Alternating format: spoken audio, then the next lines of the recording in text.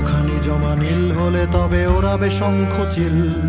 বিষণ্ণতার বৃষ্টির জলে শীতল দু চোখ নীল নীল হয়ে যায়।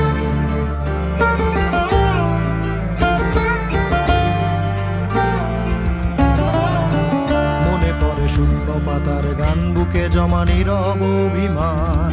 বৃষ্টির ছাটে দু চোখের জল ঢেকে দিয়ে যদি ক্লান্ত মুঠোয় অশ্রু রাখি, অন্ধকারে একলা থাকি, তুমি আসবে বলেই অকারণে।